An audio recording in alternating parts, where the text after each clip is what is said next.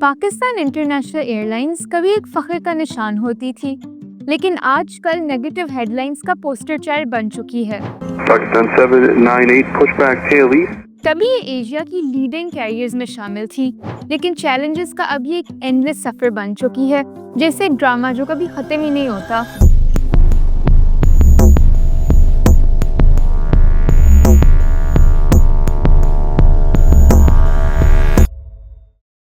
پی آئی اے کا آغاز ایک پرومسنگ فیوچر کے ساتھ ہوا تھا۔ قائد اعظم محمد علی جناح کے ویژن میں ایک پروگریسو ایئر لائن کا کانسیپٹ تھا، جو اورینٹ ایئر ویز کی صورت میں 1946 میں وجود میں آیا۔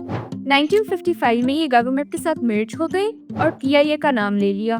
شروع میں تو بہت سکسیسفل رہی، لیکن آہستہ آہستہ اس نے ایسے مشکلات فیس کیے جس کی وجہ سے اس کی اسٹیبلٹی بہت ڈیمیج ہو گئی۔ مطلب پہلے جیٹ پلینز اڑتے تھے، اب میمز اڑتی ہیں۔ سب سے بڑا ایشو پولیٹیکل انٹرفیئرنس کا تھا، یعنی اب لوگوں کو نوکریاں میرٹ کی وجہ سے نہیں دی جا رہی تھی، لیکن اس لیے کہ وہ نیپوٹزم آ گیا تھا۔ کمپٹنسی کی جگہ سفارش اور پرسنل کنیکشنز کو پریفر کیا گیا۔ جب ٹاپ مینجمنٹ میں پرسنل ریلیشنز ہوں تو آؤٹ کم ایسا ہوتا ہے جو ایک گیم آف میوزیکل چیئرز میں ہوتا ہے، یعنی کرسیاں کم اور شور زیادہ۔ ایک اور کریٹیکل پرابلم پرانی ٹیکنالوجی اور ایئر کرافٹس کا تھا۔ جب ایمریٹس اور قطر ایئر ویز جیسے ایئر لائنز نے اپنی فلیٹس کو ماڈرنائز کر لیا تو پی آئی اے نے کچھ ایسا نہیں کیا، اور یہ صرف آپریشنل ایفیشنسی کا مسئلہ نہیں دکھا، لیکن سیفٹی کا بھی مسئلہ بن گیا۔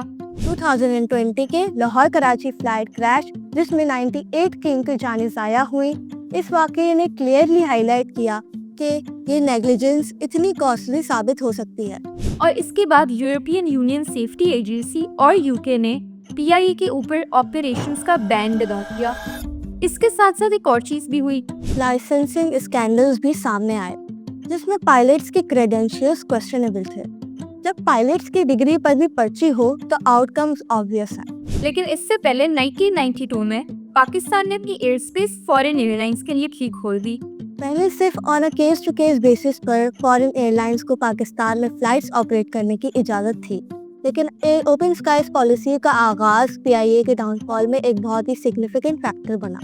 اس پالیسی کا مقصد ٹریڈ اور کنیکٹیوٹی کو پروموٹ کرنا تھا، لیکن پورلی پلانڈ ایگزیکیوشن کی وجہ سے پی آئی اے کو کمپٹیشن کا سامنا کرنا پڑا، جس کے لیے وہ تیار ہی نہیں تھا۔ جب فارن ایئر لائنز نے ایگریسولی مارکیٹ آکیپائی کر لی، پی آئی اے کا مارکیٹ شیئر شرنک ہونے لگا۔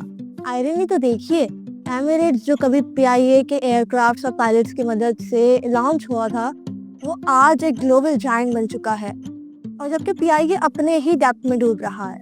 سچ میں جو آسمان پہ تھا زمین پہ آ گرا۔